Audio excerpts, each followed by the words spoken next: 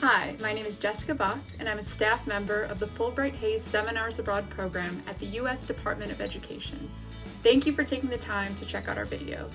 The Fulbright-Hays Seminars Abroad Program provides K-12 teachers, post-secondary faculty, and education administrators with a 4 to 6 week summer study abroad opportunity. During their time abroad, these educators will develop curriculum projects in the academic fields of the arts, humanities, and social sciences. After returning from their overseas experience, they will implement their curriculum projects back into their own classrooms here in the United States. Check out our website at the link below to learn more about the Seminars Abroad program.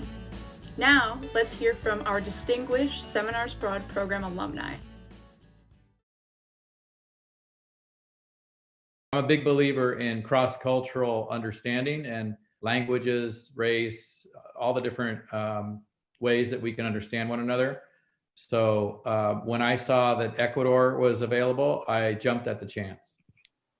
Wow, it was easy to apply for me because my population that I taught in Brooklyn was principally Chinese. My goal, which we'll probably get into more, was to look at underrepresented leaders. I wanted to find out, how did they get where they got? What do they do as leaders? And then how, in bringing that back to California, how can we have more underrepresented leaders take positions in their communities or in education, which is my kind of specialty?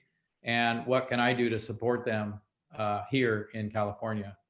China was a dream country to visit because there's so many cultural artifacts to dig into and develop into a curriculum project. I used many of my experiences in China to develop a curriculum around my visits to cultural institutions, as well as the terracotta warriors.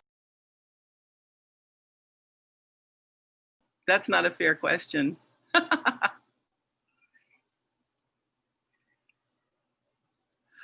As a ceramic artist, I wept when I finally got into the Terracotta Warriors exhibition space, because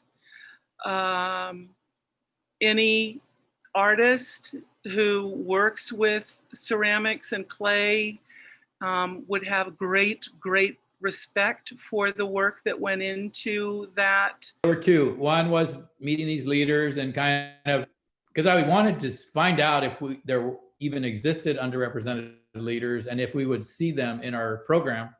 Obviously they existed, but I didn't know if we would be able to meet them. And so that was a highlight because it was my passion. And then second was just the Ecuadorian and Americans get along. Like, even though we were meeting each other for the first time, even the American teachers, we were all meeting each other for the first time. We kind of developed this bond, almost like a family would.